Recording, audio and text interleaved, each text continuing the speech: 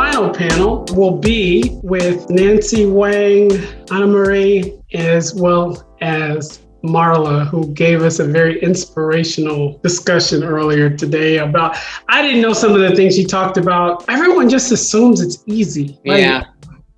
Marla, like... Or they think it's like a linear path, like you just went from here to here and nothing happened and without thinking about what happened in between, right? And exactly. And it's, something you said, I don't know if people really caught it, but at one point you were at odds with your entire team. You had to let people go that you took off probably well-paying jobs. Yes. And the problem was they wanted to replace you to have them lead your vision. The vision was good enough, but you weren't good enough. Exactly. Yeah, that's right.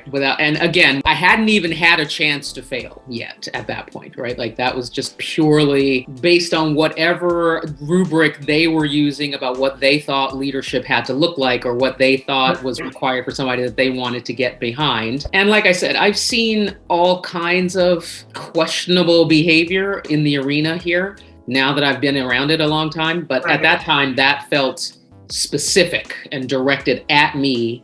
And it was, in my case, it is for me personal, right? That was my business, and it was really hard to overlook that. And something that I would just want to point out, at that time, don't take this the wrong way, but you weren't as polished, like maybe you didn't understand how to deal with a situation like that and still get the outcome you want without taking it personally and having the whole thing self-destruct. So exactly. So that was a learning experience, and I'm glad it worked out for you. But really quick, while we're waiting for Nancy to join and Anamarie, that new experience of someone telling you you're not good. You went to Stanford, you're smart. Like someone tells you you're not good enough. What do you do? It certainly felt like I have all the credentials. I have all of these sets of experiences. I had all the relationships that made me the ideal candidate actually for the thing I was doing, right? So that made it easier in some respects to think of it almost like a, controlled test, right? So you could insert someone with my expertise, my credentials, my background to do the thing that I was setting up to do. And the only variable was race and gender, right? And it's never actually the only variable, right? When you're talking about human beings, but it was pretty close, right? And it was, one of the things I have sometimes also mentioned when I talk about this is that I could get lots and lots of meetings with potential investors because I am plugged in, right? Like I am a Wharton undergrad and Stanford Business School. So the connections with capital providers are all there. Absolutely. But when it comes time to actually write the check and send the wire, it changes the game, right? So that was very clear to me, at least in my experience. That was great. I'm glad that you're sharing that experience because I'm sure that other people are going to have traveled that same road and they can use that to navigate those same set of circumstances. Anamarie and Nancy, as you have heard, Marla's just been sharing a lot of great things that she's overcome in her journey. Obviously, you both didn't, like she said, have a linear straight line to success. So could you introduce yourselves really quick? It's great to see both of you. I can't stop smiling. Could you introduce yourself, please, Anamarie? Sure. Thank you for having me, Frank. And again, another great program that you've been putting on. I've been listening and just amazing what you do. So thanks for having me. Honored to be here. My name is Anamarie Franz. I'm the managing director of our SAP labs in the US. So I'm responsible for building our engagement here in the ecosystem from an innovation and development perspective, as well as building community and employee engagement for our developers and employees in the US. I've been in the enterprise technology space for about 20 years, and the non-linear path of career definitely resonates with me. So I look forward to the discussion today. Awesome. And Nancy, hi. How's it going? Please introduce yourself. Sure thing, Frank. As Anamarie said, pleasure to be here for another year. Frank, you're just quite amazing and really a world-class connector at bringing everyone together. Just looking at the panel and speakers, quite a phenomenal crowd you've assembled. So kudos to you on that. A little bit about me before we get the panel started. Nancy Wang. I lead the data protection businesses as a general manager at Amazon Web Services. So if you think about software that helps some of the largest customers in the world protect their stateful data across regions, across AWS accounts against attacks, security, so on and and so forth. That's what my team is responsible for. I'm also here representing along with Kate, who's our wonderful executive director of Advancing Women in Technology. And that is a 501c3 global nonprofit whose mission is to help bridge the gap for mid-career to senior level career women. And so that is a mission that is near and very dear to my heart, especially as someone who has made those inflection points. And like many of the women seekers here, nothing is ever a straight line, right? It's not an A to B equation. You learn many things along the way. And there are certainly themes that are, more resonant with you than others. So happy to learn from the other panelists today and also share my journey. Really, thank you for everyone for being here and introducing yourselves. We have to take advantage of having you here and your great experience. So Harvard Business Review talks about individuals that feel imposter syndrome. And then they also talk about, which maybe should be talked about more, well, there's systems of discrimination in place that make people feel this way.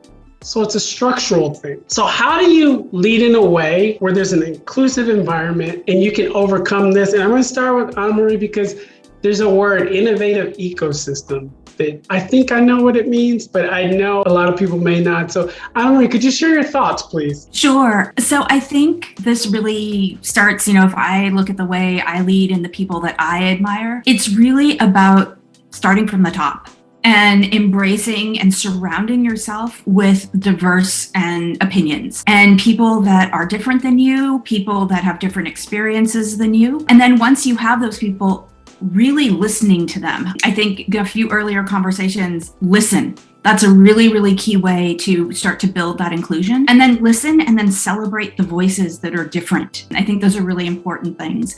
I think the other thing is really embracing your authentic self. So I've felt that I was a little different in whatever role I took or whatever company I was in. I was always just kind of a round peg in a square hole. And anywhere I went, I felt that people were sometimes telling me, you should be more X or you should be more Y. And while certainly some of those things have helped me in my career and helped me refine and accelerate a little bit, I've also realized that part of my authentic self is what makes me me and makes me successful. And so, I think some of that is really showing people that I'm going to be who I'm going to be no matter what, right? And I think we also talked a lot about mentorship. I was actually at a Women in Data Science conference yesterday. The recommendation to women has always been reach out and find mentors. Well, as senior female leaders, we should also be reaching out to people and soliciting people to help them along their career paths. So I think as leaders, we can create those paths that break that bias, that break those institutional paths. And then I think finally, it's women and, speaking out in forums like this. Incredibly humbled by the group of women that you've assembled and people that you've assembled, not just women here. And it's about speaking out about those things, not just today on International Women's Day, but each and every day. Awesome. And Marla, I'm sure you're an expert at this, but give us some of your thoughts about this. Yeah, it's so good to be here again and to continue the conversation. And I remember actually once I was talking to a female colleague of mine, and she said she was talking about imposter syndrome to her husband, and literally her husband was like, what is that? What are you talking about? Right. And as far as I'm concerned, that example speaks for itself, right? Like he had never even heard the phrase. And I think part of it is definitely the series of signals and kind of mixed feeling of,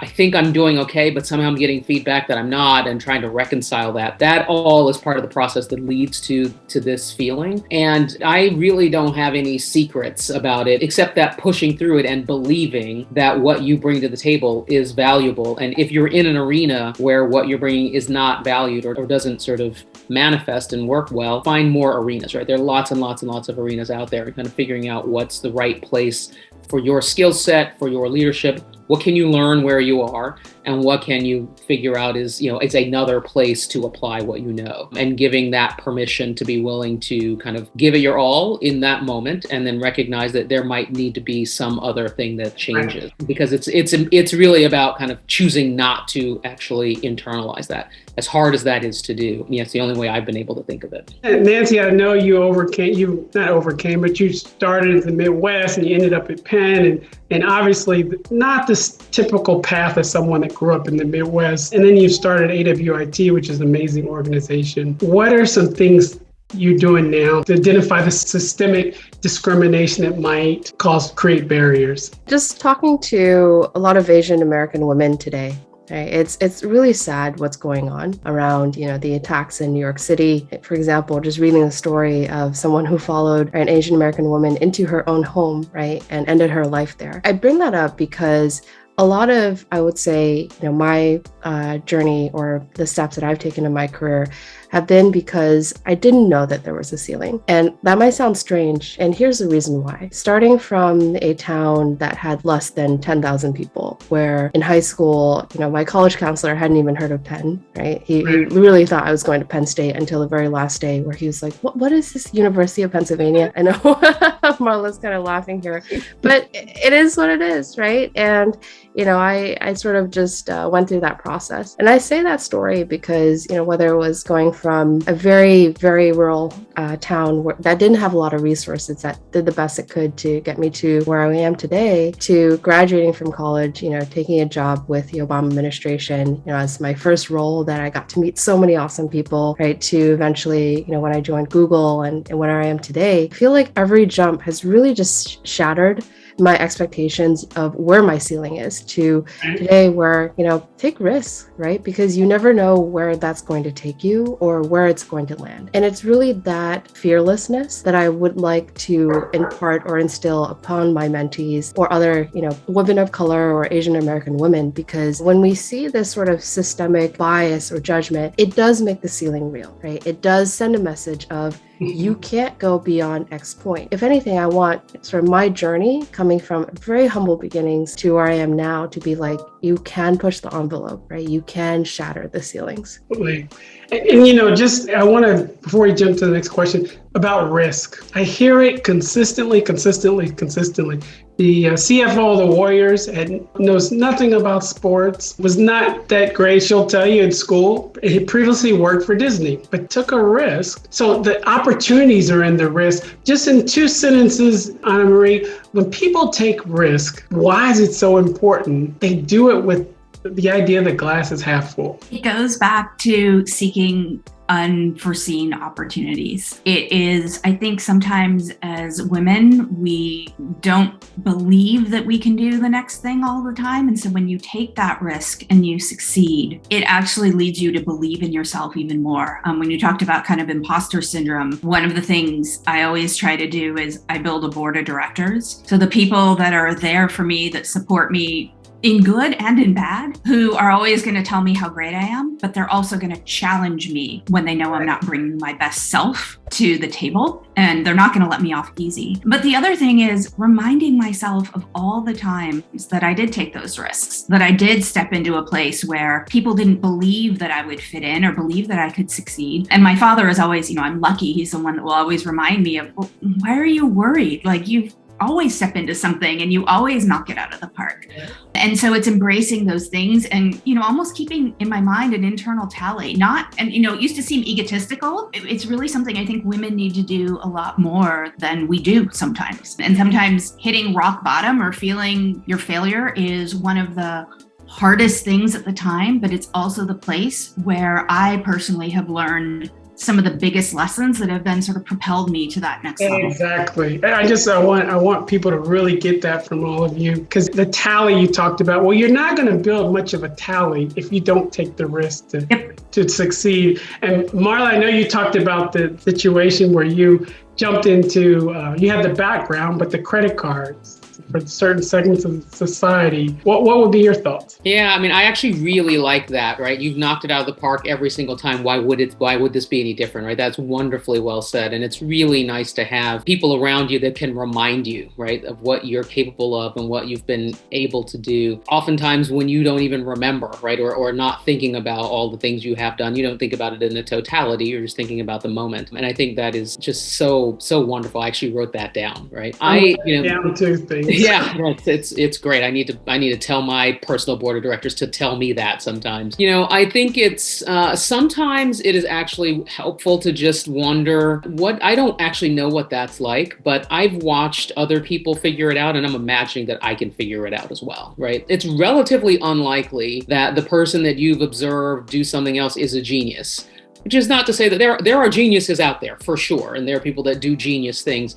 But most of the time, it is a function of just willingness to apply yourself over and over and over in small ways on a daily basis that leads to the ultimate bigger outcome. And if you can get yourself to make the commitment, in many instances, you'd be really surprised at what you can accomplish. And so I think it really is about, in a lot of respects, taking a bet on yourself. And Exactly. I've been thinking about, like, when we go out looking for jobs, right? You're wanting that organization to take a bet on you, right? And if you want them to bet on you, how about you bet on you, right? Absolutely. And create an opportunity for yourself, or be willing to take a leap on something that you don't necessarily know how to do. Yeah. You all are so empathetic. You all have vision when you lead. Today, it's hard to check politics at the door. And so there's this environment we work in now, I think much different than 6 or 7 years ago, where people's political beliefs and their identities, among a array of things, really can define how they work and their productivity.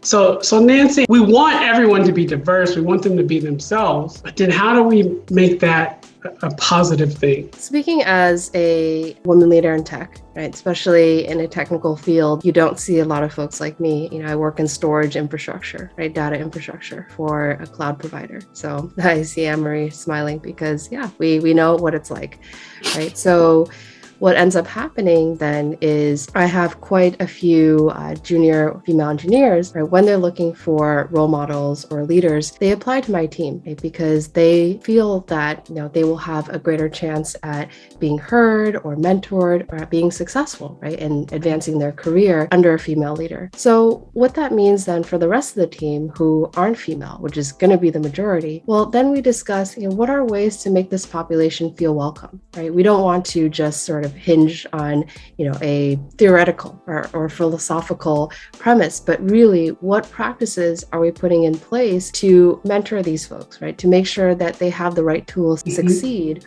Or we understand, for example, some of the working moms, how do we structure our daily schedules to be flexible to their needs? Not lowering the bar. Those are two very different things, right? And this is where we need to educate and bring awareness is increasing flexibility, being more empathetic does not mean that you adjust the quality bar or performance bar for individuals based on their gender. And so that's the awareness that, I, as well as the leaders on my team, try to bring about. Right? Because if we all are on the same page around that, then it doesn't become a question of, well, you need to be in the chair 9 to 5 to be successful, but it becomes a dialogue of what has she or he achieved, right, so far over this time period. Awesome. Really great insight.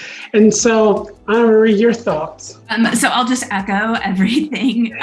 Before you start, I want to say one thing. Sure. On LinkedIn, I constantly see small to medium-sized groups. You're constantly having meetings. You're constantly engaged in the teams that work for you. So I know that is part of your process. So please share. So I think I'd amplify just everything I heard from Nancy. I think the other thing is the empathy. I really believe in just trying to connect with people and listening to what they have to say. It doesn't matter if seniority or who they are or what they are. I was taught the golden rule very early on from my parents. Always treat others as you'd want to be treated. And I think more and more today, I just wish everyone would embrace that a little bit, especially as looking at some of the things that are happening in the world. But for me, that connection to people and really listening to them is so important. And then I also try to help connect other people, right? Once you start to create that network effect, it's a flywheel that just will reinforce each other. So I really see my role as the connecting tissue sometimes. People may not work for me. As a matter of fact, in my role right now, I have much more of an influence without formal authority role. And so it's how do you create that vision, that sense of purpose in place that people identify with. And that's, I think the challenge of leaders today and how you build that empathy. And as it relates to,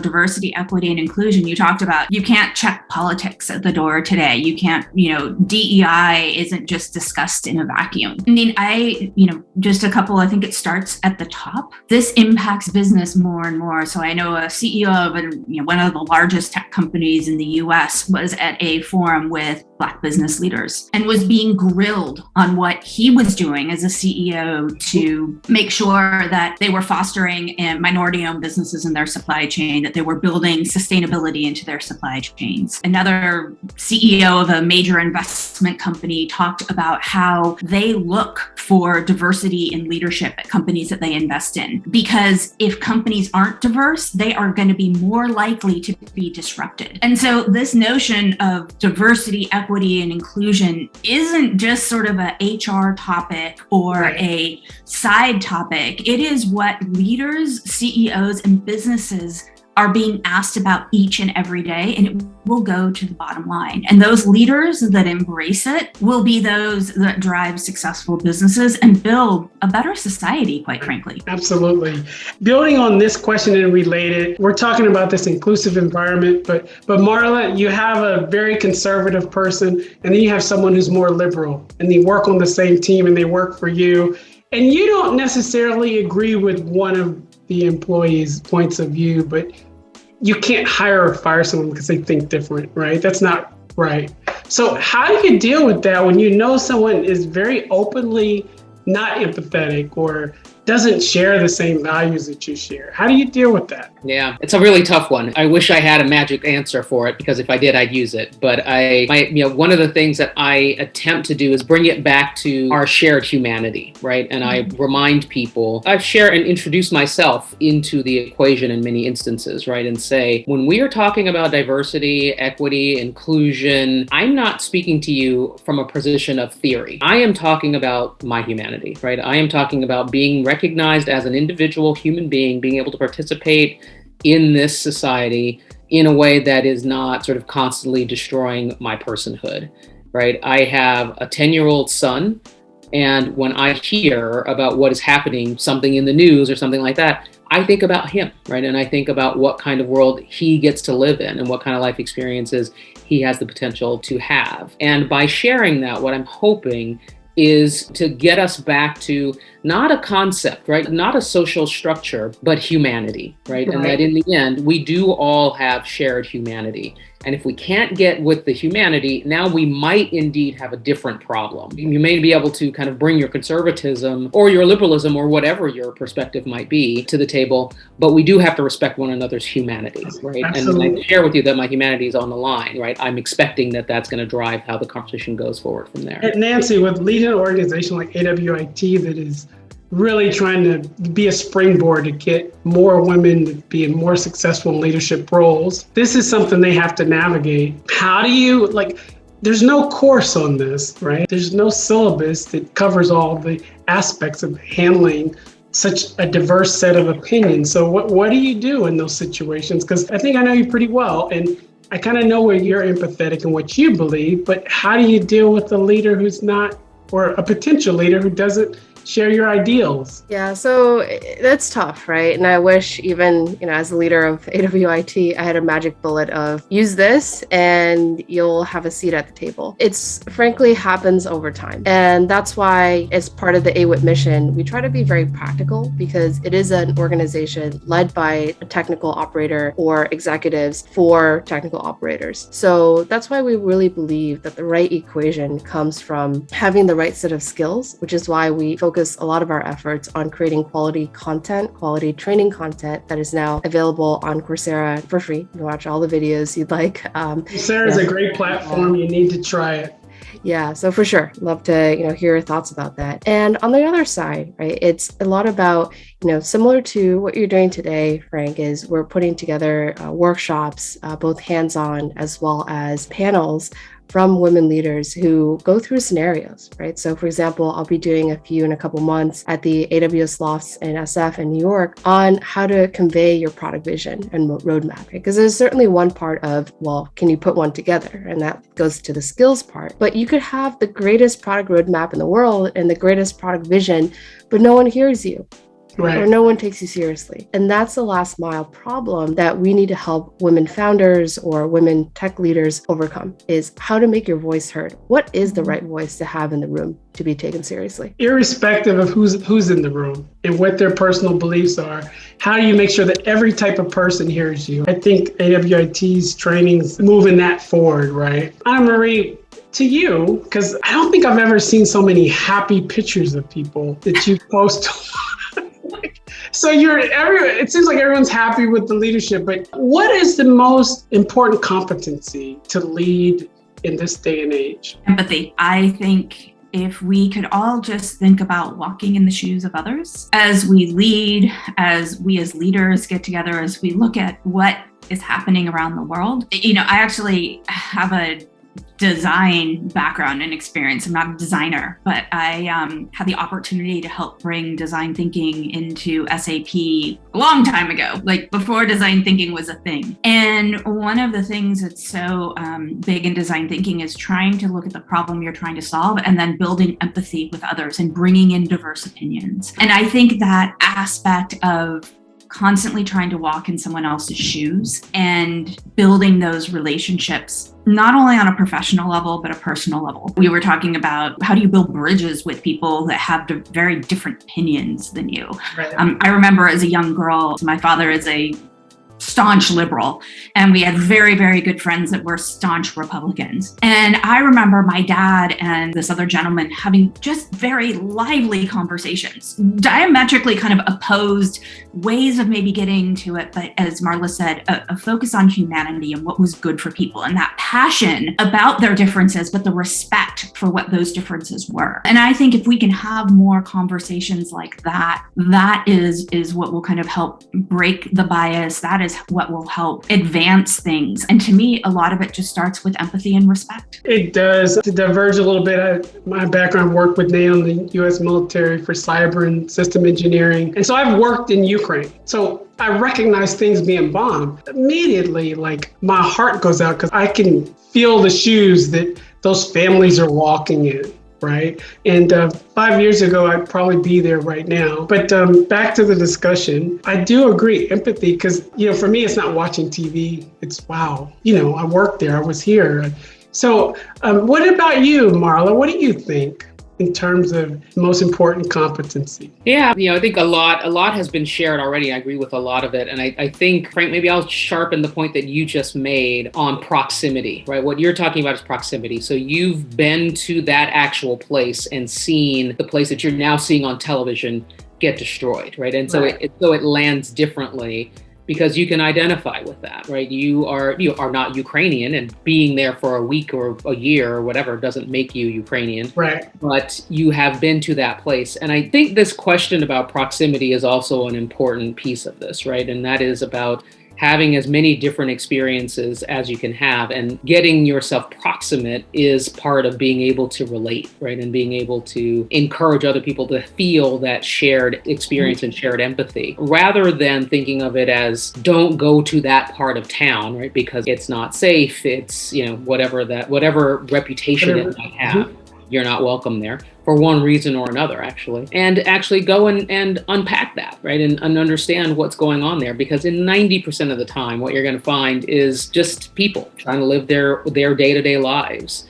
And you might gain an appreciation for something that you might not otherwise have been able to fully appreciate without having been proximate to it. But it is one of the things that I find most perplexing in many ways about human beings, is that we have to be proximate to something before we can, in many cases, really relate to it or understand it. It feels foreign and unconnected and unrelated to my day-to-day life, unless I, for some reason or another, have reason to start to get closer to it. And I think that matters. Appreciate those words. Going into our last and final question, and I'll start with Nancy. The thing I like about what AWIT is doing is it's nice we have this workshop, but they're tangible things and classes, initiatives that are underway where people can take the discussion here further and move their careers further. So what would you leave, besides obviously upskilling, Nancy, what would you leave people with today to take with them to kind of help them navigate their journey to achieve some of the things you've achieved? I would say start with learning.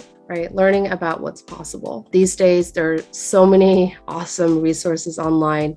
One I point to because, and this, I don't want to rat hole us, but I also am a huge believer in salary negotiation. I've helped so many women at this point negotiate for bonuses, for total compensation, for starting packages, so on and so forth, right? Because that is also a huge proxy of your worth. Right. And so, if you haven't checked this resource out, it's levels.fyi.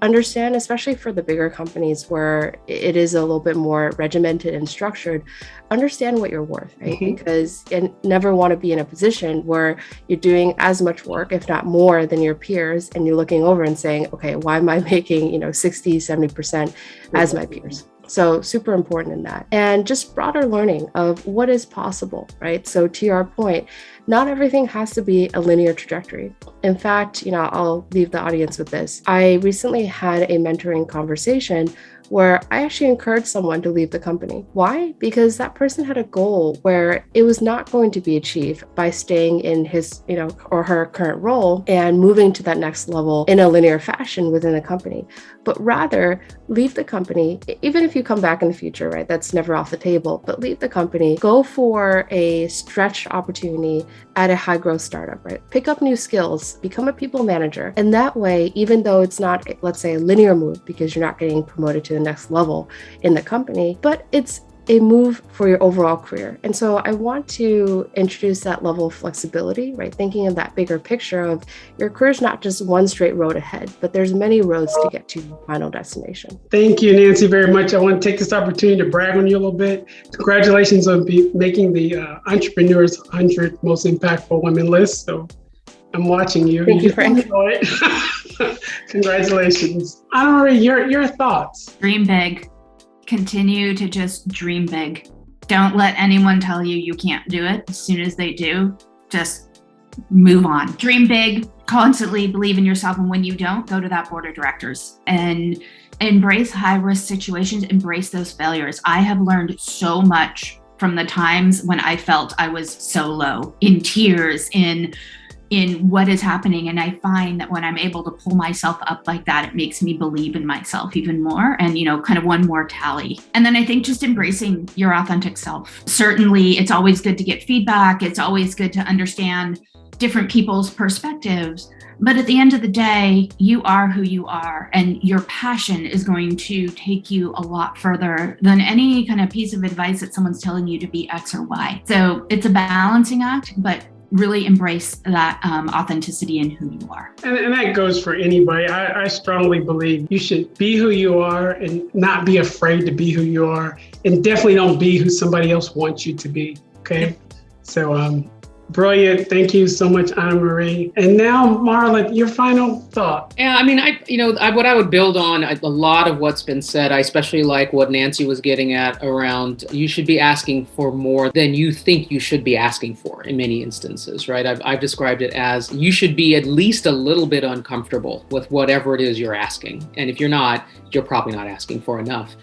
The other thing I guess I would leave with is know your why, right? You are doing whatever you're doing right now for some reason. Either it's about learning, or it's about getting into a specific industry, or it's about being able to deliver on a set of accomplishments or something that you're looking to achieve.